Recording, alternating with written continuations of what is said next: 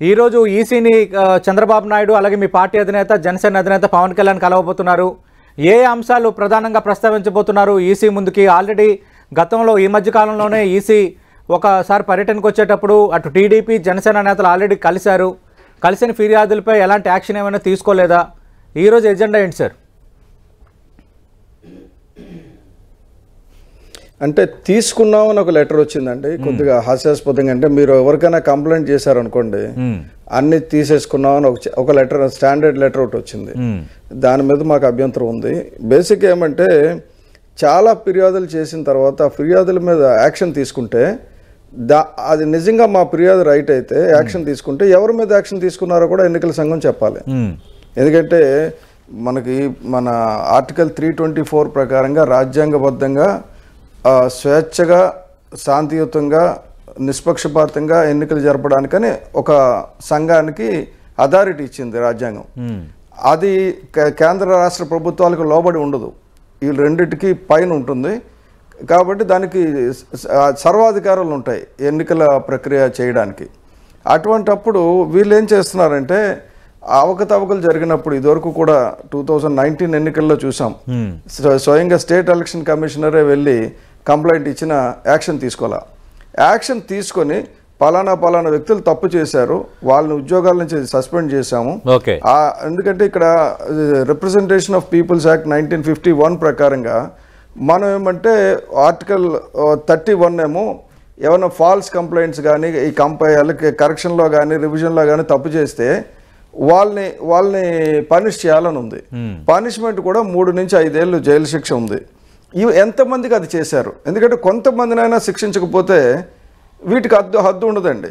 ఎందుకంటే ఒక వ్యవస్థని నిర్వీర్యం అయిపోతుంది. ఎన్నికల వ్యవస్థ కూడా నిర్వీర్యం అయిపోయింది అనుకోండి, ఇంకా అతిపెద్ద ప్రజాస్వామ్యం అనుకున్న భారతదేశంలో కూడా ప్రజాస్వామ్యం ఉండదు.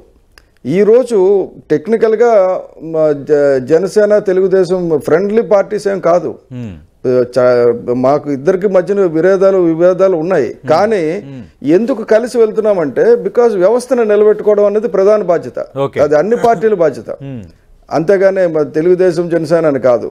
అందు గురించి వ్యవస్థను కాపాడి ఎన్నికల ప్రక్రియను కాపాడి, ఎందుకంటే ఇదివరకు శేషన్ గారు ఉన్నప్పుడు ఒక రకంగా జరిగింది, అంత మంచిగా జరిగినా కూడా అది కూడా తప్పే, అథారిటీ మొత్తం ఒక వ్యక్తి కింద ఉండకూడదు అని చెప్పి 3 కమిషనర్లు వేశారు.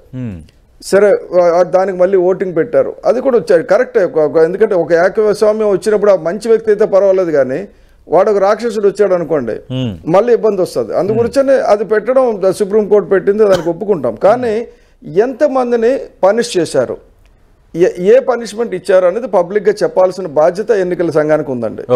ఒకటి. రెండోది ఏంటంటే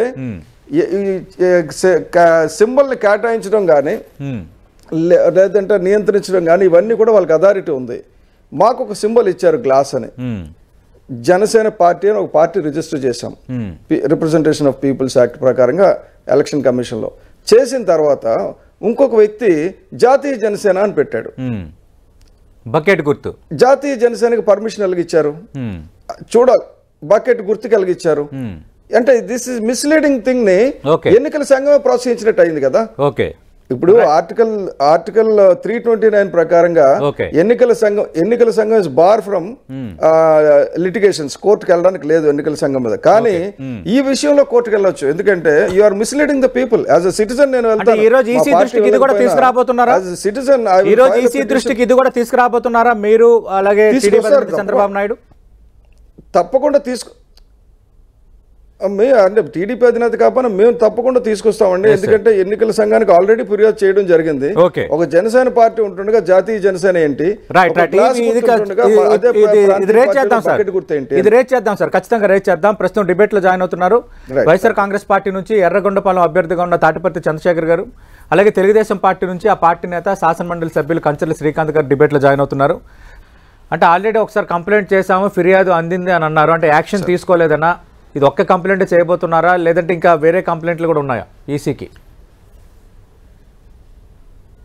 లేదండి, అంటే బేసిక్గా ప్రతి జిల్లా వారీగా దొంగ ఓట్లు ఎలాగ వచ్చినాయి, ఏమేశారు అనేది డీటెయిల్గా రిపోర్ట్ ఇవ్వబోతున్నామండి. దాని మీద పరిశీలనకి అడుగుతున్నాం.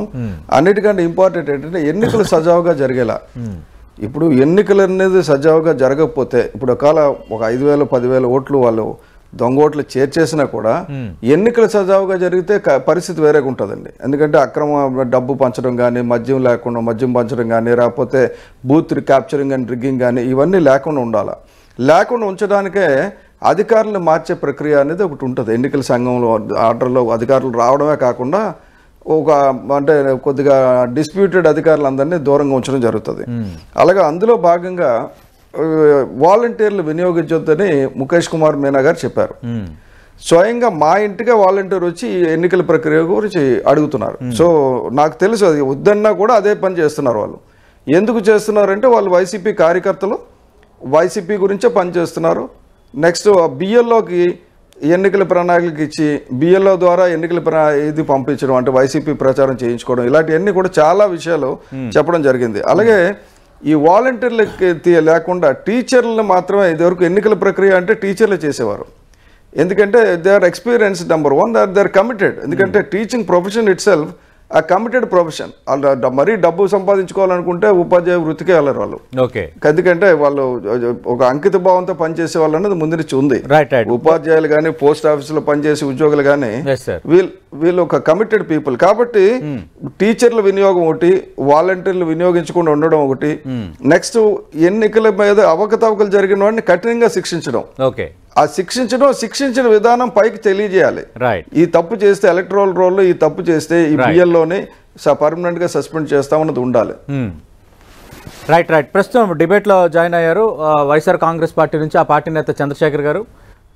గత 2019లో ఉన్న ఓటర్ల సంఖ్యకి ఇప్పుడు ఓటర్ల సంఖ్యకి స్వల్ప తేడా ఎందుకు వచ్చిందంటే గతంలో కొన్ని దొంగ ఓట్లు ఉన్నాయి కాబట్టి ఈసీఏ స్వయంగా తొలగించింది, లేదంటే నెంబర్ చాలా తేడా ఉండేది, ఎలాంటి అవకతవకలు ఎవరు పాల్పడటం లేదు, ఇక్కడ కావాలని వైసీపీపై ఒక దుష్ప్రచారం ఇది అంటున్నారు చంద్రశేఖర్ గారు. అంటే ఇప్పుడు చంద్రశేఖర్ గారు చెప్పింది చూడడానికి బాగానే ఉంటుందండి. ఎందుకంటే వీళ్ళంతా కూడా ఎపియర్ టు బి గుడ్ లాగా చాలా మంచిగా కనబడటం, కానీ వాళ్ళ విధానాలు అవి కాదు. ఎందుకు కాదంటే ఓటర్ల సంఖ్య అంతే ఉంది, బాగానే ఉంది. నేను ఒక ఎగ్జాంపుల్ చెప్తానండి. గాజువాకలో పవన్ కళ్యాణ్ గారు పోటీ చేస్తున్నప్పుడు దాదాపు మోటార్ బైక్ గుర్తు అంటే మోటార్ బైక్ మీద స్టిక్కర్స్ ఉన్న వాళ్ళందరూ ఓట్లు తీసేశారు.